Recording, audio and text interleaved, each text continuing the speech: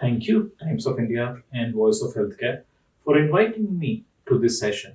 It's my honor and privilege to be in front of you. Right? The topic that has been given to me for today is: would digital marketing stay in the pharmaceutical marketing in the post COVID era or not? What do you think? What's your first response? Tell me honestly, right?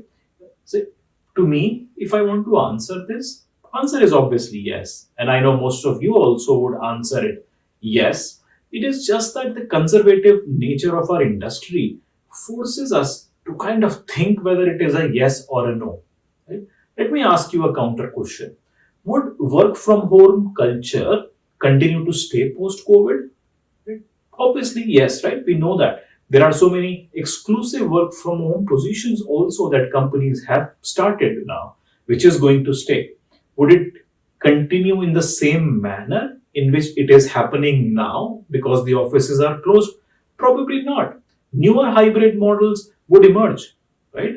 I would say consider COVID as a phase, as a catalyst post which newer attitudes, newer behaviors, newer practices will emerge. Right? It may not again be exactly the same, but we will see new hybrids, something continuing, something discontinuing will happen.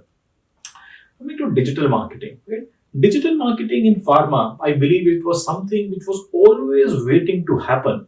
We were just thinking, who will make it happen?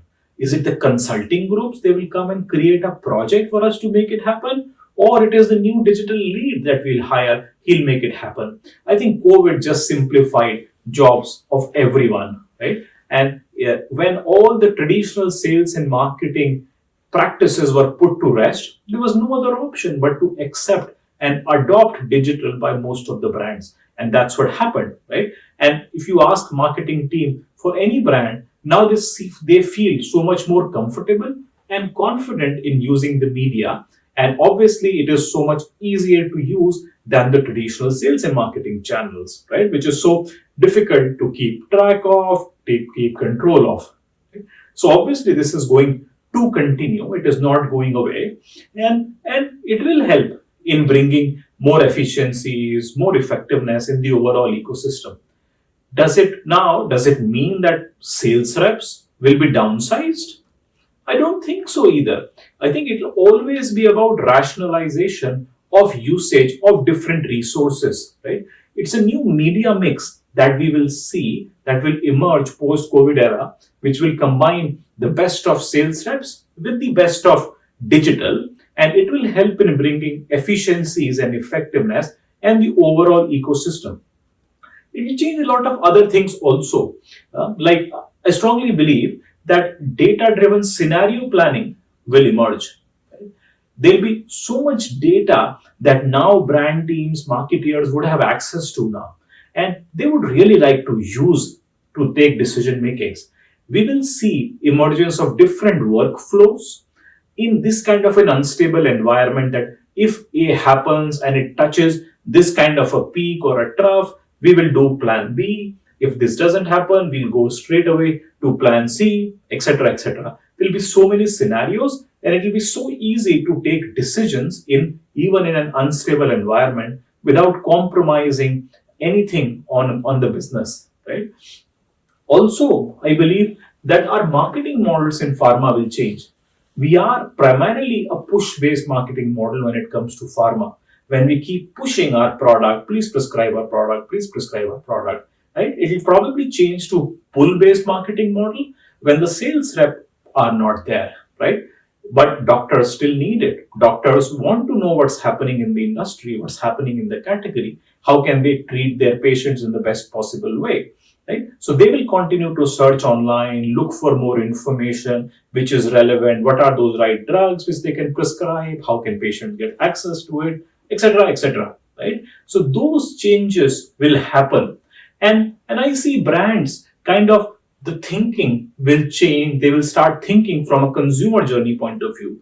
I always get inspired from consumer marketing. Right? Let me give you an example. Like if I want to buy a new phone today, I would go up online, start searching which are those newer phones that are available. And if I can narrow down to a brand, I will look at what are other patients or sorry, not patient, these are people. What do other people think about that phone? Look at the reviews, compare prices, go online, check where is it available, potentially buy it. Right? Think about a patient journey also. When I'm experiencing abdominal pain, even now I visit Google, right? Ask abdominal pain, what do I do? Although Google always says it's cancer, but sometimes it tells the right things also. And based on that, you decide either to go to a doctor or manage it on your own if it is not so serious. Then to select a doctor, you also go on certain portals and try to find a doctor who's near your house, look at the reviews, then book an appointment, right? That's the journey. Now, a brand also needs to be present at all the places to be able to influence you in the decision making process as a patient, right? Even as a doctor, the journey is exactly the same. When I wanted to look for certain information, I typed on Google, found something, went on a site, then it took me to a brand.com, and that's how my journey was completed, right? So the marketing models will change, but I strongly believe digital is here to stay. Exactly the same form it is being used right now when sales rep are grounded? Probably not. Would it revert back to the pre-COVID era? Probably not. But a newer hybrid model will emerge, which will improve the efficiencies of the overall ecosystem. I think, yeah, that's all I had to say. Thank you so much. You are a wonderful audience. It was a pleasure to speak in front of all of you. Thank you.